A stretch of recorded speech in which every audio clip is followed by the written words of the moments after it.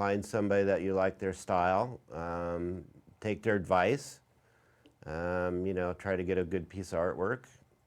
Don't be in a big hurry, and don't expect to be cheap. You know, you can find it cheap everywhere, but you know, we all say that, but it's true. You get what you pay for, because you're not buying a TV set you can buy, like, you know, Sony TV costs the same at Walmart or Kmart, but you know, when you're paying for somebody for skill and craft, that's what you're paying for, and a lot of people need to know that. Don't get your damn face tattooed right out the gate.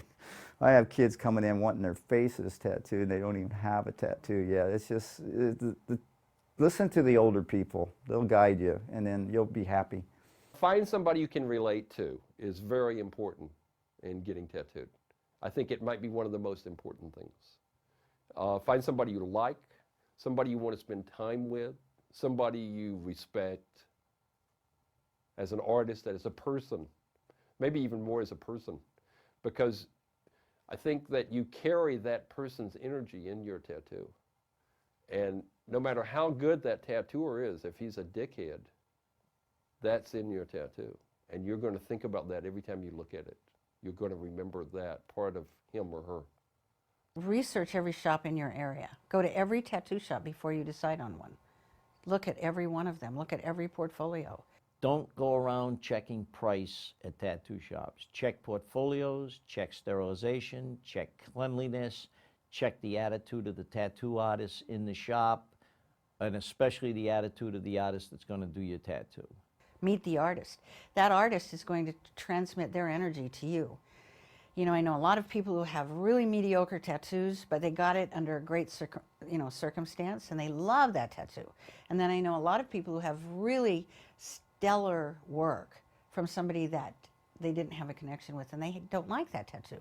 So make sure you have an association with an artist. You know, meet the artist, talk to them.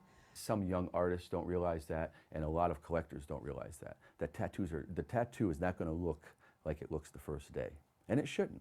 It should grow with the body, and it's going to naturally blend and spread, and it's going to mature. And a real good artist knows that, and the tattoo actually gets better as it matures. So I've seen a lot of tattoos 10 years old that look fantastic because the artist planned for that.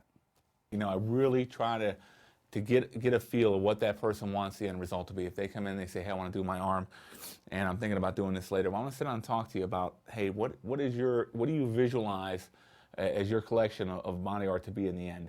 You know, because what we don't want to do is we don't want to do like I have. I mean, when I started getting tattoos, there's one here, one there, and then you're stuck at the end like, ah, shit, how do I connect them all together? People that are spontaneous in everything they do in life get to where they don't regret their spontaneity, but other people that do something that way might regret a tattoo, and I don't want them to regret it. I want them to embrace it throughout their life. You know, I mean, but I think if they think it out well, they kind of do. I tell people, do your homework. You know. Think about who you are, kind of, you know. I mean, I like to say, okay, take a picture of yourself when you were 5 years old and look at that picture of you at 5 and say, you know, what did you want to be when you know, what tripped your trigger? What made you happy? You know, did you want to be an astronaut? Did you want to be a pirate? Did you want to be a doctor? Did you want to be a teacher? What did you want to be?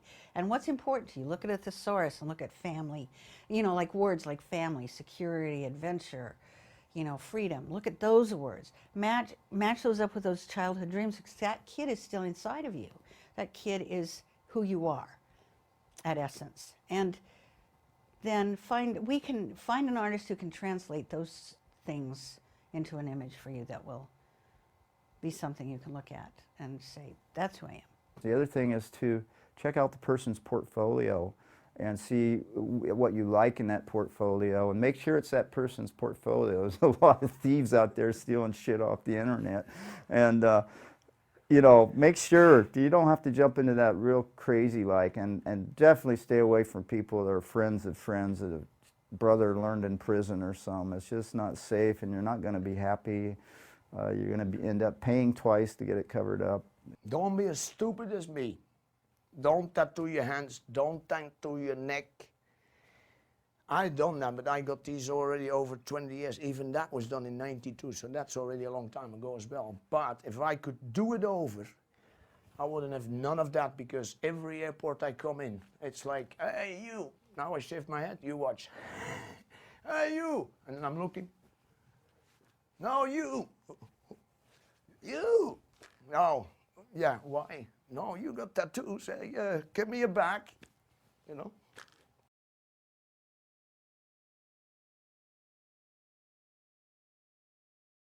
A lot of people get tattoos, become life of the party.